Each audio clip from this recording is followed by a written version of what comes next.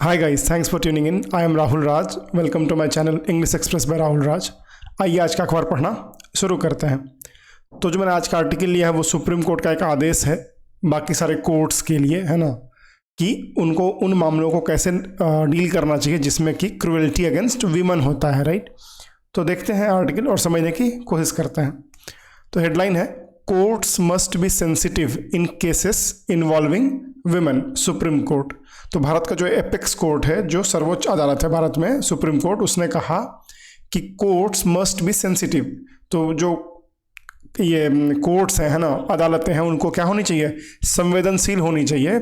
इन cases, उन मामलों में जिसमें कि इन्वॉल्विंग विमेन, जिसमें कि महिलाओं के विषय में चीज़ें इन्वॉल्व होती हैं, राइट, जिसमें कि महिलाएं एक पक्षकार होती हैं, उन मामलों में कोर्ट्स को क्या होना चाहिए, संवेदनशील होना चाहिए। मतलब बहुत ही मानवीयता को ध्यान में रखते हुए उस पर निर्णय किया जाना चाहिए, उन सारे विषयों पर या फिर मामलों पर।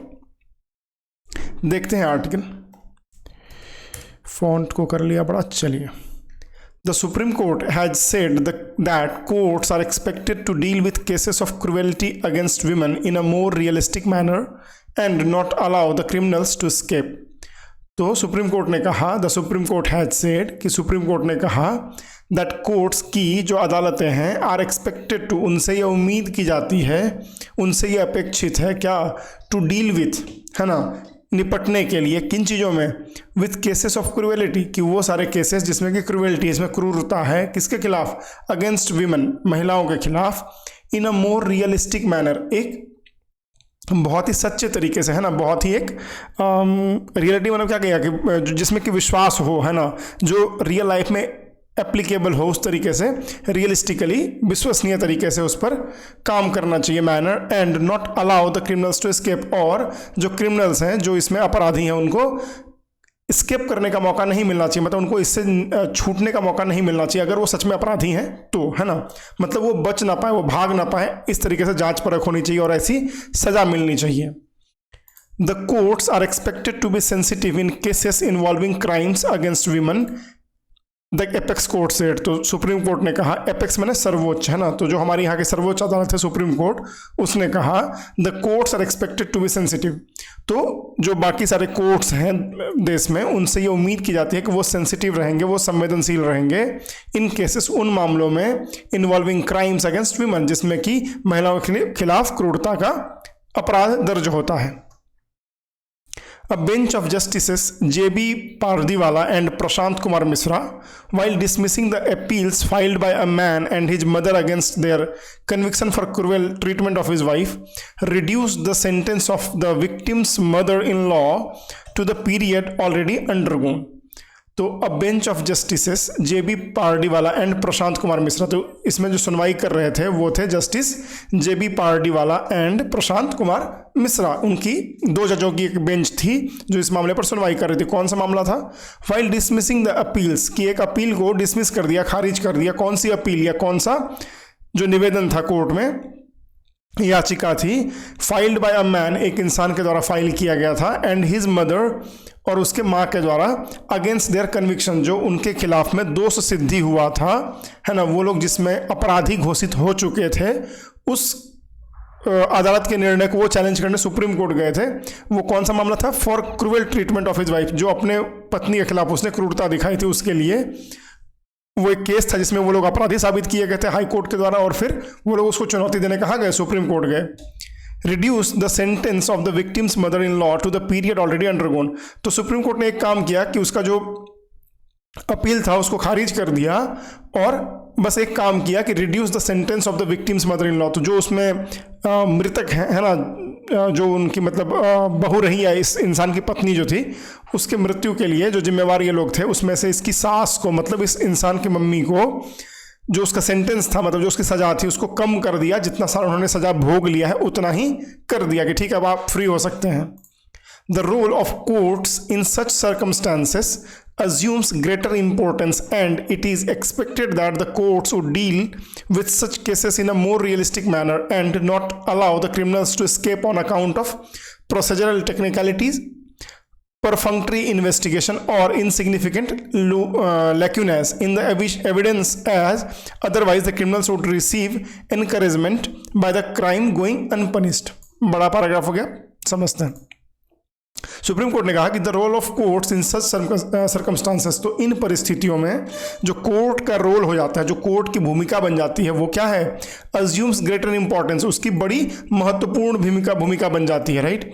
एंड इट इज एक्सपेक्टेड, और यह उम्मीद की जाती है कि the courts would deal with such cases in a more realistic manner, कि कोर्ट जो है इन सारे मामलों में ज़्यादा विश्वसनीय तरीकों से डील करेगा, निपटेगा।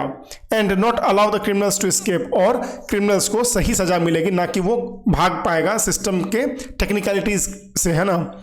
ऑन अकाउंट ऑफ, किस मामले में वो बच पाएगा, प्रोसीजरल टेक्निकलिटीज, तो जो काम करने का तरीका है हमारा कोर्ट्स का, है ना, या उसमें अगर कुछ इश्यूज हैं तो उसके बेसिस पे वो बचना नहीं चाहिए। परफंक्टरी इन्वेस्टिगेशन, परफंक्टरी मतलब होता है असावधान या फिर ठीक तरीके से जांच परख नहीं करना, है ना। तो परफंक्टरी इन्वेस्टिगेशन मतलब अगर ठीक तरीके से जांच नहीं हुई है मामले की तो उसमें वो बच ना पाए। और इनसिग्निफिकेंट लैक्यूनेस मतलब महत्वहीन खामियां, कि कुछ ऐसी खामियां भी अगर हैं जांच परख में जिसका बहुत वैल्यू नहीं है, जिसका बहुत महत्व नहीं है, तो उसके आधार पर वो बचना नहीं चाहिए। इन द एविडेंस, साक्ष्य जो मौजूद दिए जाते हैं उसके हिसाब से।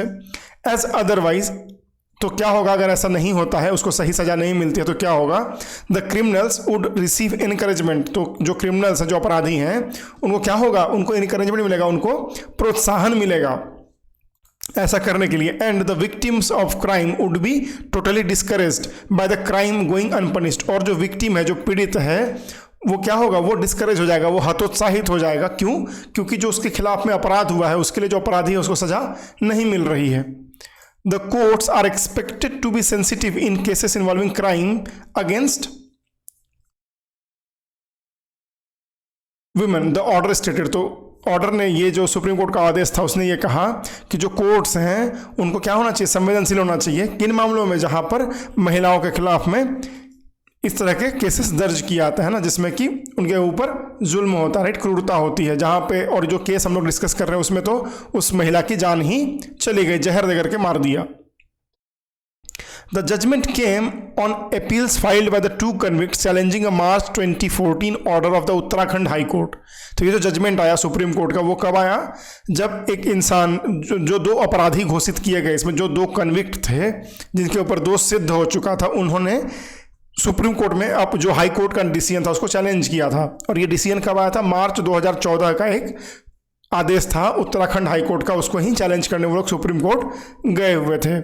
The high court had upheld the order of a trial court, तो उत्तराखंड हाई कोर्ट ने क्या किया था कि जो वहाँ का एक लोकल या निचली अदालत का ट्रायल कोर्ट था, उसकी जो सजा सुनाई गई थी उसको ही उसने बरकरार रखा था, उसी को माना था।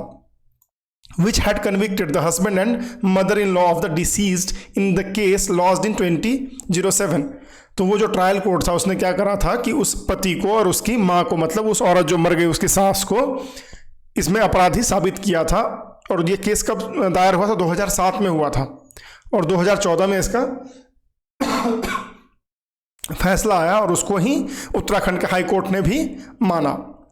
While the husband Balveer Singh was convicted for offences under sections 302 murder and 498A subjecting a married woman to cruelty of the Indian Penal Code, the mother-in-law of the deceased was held guilty of the offence under section 498A, husband or relative of husband of a woman subjecting her to cruelty of the IPC. तो IPC के अंतर्गत जो हमारे यहाँ की कानून विधि है ना, इंडियन पिनल कोड, भारतीय दंड संहिता, उसके हिसाब से उन पर जो धाराएं लगी वो थी 498A, मतलब subjecting a married women to cruelty, कि एक जो शादीशुदा स्त्री है उसके ऊपर अपने क्रूरता की है, उसका चार्ज। फिर 302 मतलब मर्डर का चार्ज, है ना। और उसकी माँ जो थी, मतलब जो महिला मृत हो गई, उसकी जो सास थी, उसके ऊपर भी 498A लगा, मतलब हस्बैंड और रिलेटिव ऑफ हस्बैंड, मतलब हस्बैंड या फिर उसका कोई सगा संबंधी, ऑफ अ विमेन, उस महिला का, सब्जेक्टिंग हर टू क्रूएल्टी, जो उसके खिलाफ में क्रूरता में सहायता करती है, उसको 498A के तहत बुक किया जा सकता है, राइट। तो while the husband Balvir Singh, तो जो हस्बैंड है उनका नाम है बलवीर सिंह, उनको बुक किया गया, वॉज कन्विक्टेड फॉर ऑफेंसेस तो उनका जो अपराध था उसको किसमें कन्विक्ट किया गया, उसमें किसमें दोष सिद्ध किया गया, 302 मतलब मर्डर का केस और 498A माने शादीशुदा महिला पर अत्याचार का case of the Indian penal code, भारतीय दंड संहिता के हिसाब से। The mother in law of the deceased, तो ये जो मृतक थी महिला, उनकी सास को was held guilty of the offence under section 498A, तो उनकी सास के ऊपर भी कौन सा मुकदमा दायर हुआ, 498A के अंतर्गत मुकदमा दायर हुआ ऑफ द IPC, भारतीय दंड संहिता के हिसाब से। द विक्टिम मैरिड सिंह इन दिसंबर 1997, तो 1997 में उनकी शादी हुई थी बलवीर सिंह से। इन जून 2007 और जून 2007 में her father had filed an application in a magistrate court seeking a direction to the police to lodge an FIR in connection with the death of his daughter under suspicious circumstances in May 2007। 97 में शादी हुई उनकी और 2007 में उनकी मृत्यु हो गई। तो जून 2007 में उनके पिता ने, उस जो स्त्री जिनकी मृत्यु हो गई, उनके पिता ने एक कंप्लेन फाइल किया इन अ मजिस्ट्रेट कोर्ट, एक मजिस्ट्रेट कोर्ट में, seeking a direction to the police, जिससे कि पुलिस को ये निर्देश दिया जा सके कि वो क्या करे, एक FIR दर्ज करे और जांच करे उनके बेटी के मृत्यु में, जो कि एक बहुत ही सस्पिशियस मतलब ना समझने लायक है ना, जो थोड़ा समझने में दिक्कत हो, सस्पिशियस हो, जिसपे शंका हो सके आपको, उस स्थिति में उनकी मृत्यु हो गई थी, जो कि मई 2007 में मृत्यु हुई और जून में ये केस दर्ज हुआ। तो उसमें पुलिस को ये आदेश देने के लिए कहा गया कि आप इसमें जांच परख करिए और फिर बताइए। सब्सिक्वेंटली इसके पश्चात the women's husband and mother in law were arrested, और इसके बाद क्या हुआ कि जो पति थे वो और उनकी जो सास थी उनको गिरफ्तार किया गया। ड्यूरिंग द ट्रायल, इस ट्रायल के दौरान जब केस की सुनवाई हो रही थी, both said they were implicated in a false case, कि उन दोनों ने कहा कि उनको क्या किया गया है, एक फॉल्स केस में फंसाया गया, ऐसा उन दोनों ने कहा। इन इट्स वर्डिक्ट, अपने सुनवाई में या फिर अपने जो फैसला आया उसमें, द एपेक्स कोर्ट नोटेड, जो सुप्रीम कोर्ट है उसने ये नोट किया, उसने पाया दैट कि the cause of death was poisoning, कि जो उसकी मृत्यु हुई उस महिला की, इस स्त्री की, वो किससे हुई थी, पॉइजनिंग से हुई थी, मतलब जहर दे करके मारा गया उनको। तो ये था हमारे लिए आर्टिकल। ये एक बहुत ही सराहनीय कदम है सुप्रीम कोर्ट का, जो कि चाहते हैं कि जो कोर्ट केसेस हैं महिलाओं के खिलाफ जिसमें कि इस तरह के अपराध का जिक्र है, वो थोड़ा सेंसिटिव तरीके से हैंडल हो, है ना, हमारे कोर्ट्स थोड़े सेंसिटिव हो इन चीज़ों में। तो ये बहुत ही बढ़िया पहल और बहुत ही अच्छा निर्देश है एक्चुअली सुप्रीम कोर्ट का। तो चलिए, एक अच्छा आर्टिकल था। अब इसके सारे वर्ड्स का क्विकली रिवीजन कर लेते हैं, फिर वीडियो को रैप अप करते हैं। तो जो पहला वर्ड था वो था सेंसिटिव, माने संवेदनशील। देन टू डील विथ मतलब निपटने के लिए, क्रुएल्टी क्रूरता, कन्विक्शन दोष सिद्धि, परफंक्ट्री मतलब असावधान, लैक्यूनेस मतलब अभाव, इनसिग्निफिकेंट लैक्यूनेस मतलब महत्वहीन खामियां। तो ये थे सारे वर्ड्स, मैं इसको पिन कमेंट में डाल दूंगा, आप चेकआउट कर सकते हैं अपने टाइम पर, राइट। अगर आपको ये वीडियो अच्छा लगता है, ये डिस्कशन अच्छा लगता है, तो प्लीज़ लाइक करें, शेयर करें, सब्सक्राइब करें। एंड अगर आप फर्स्ट टाइम व्यूअर हैं तो please also hit the bell icon to get the notifications right on new video uploads. Keep learning, stay motivated, और फिर मैं आपसे मिलता हूँ अगली वीडियो में। तब तक के लिए जय हिंद, bye bye, happy learning, thank you.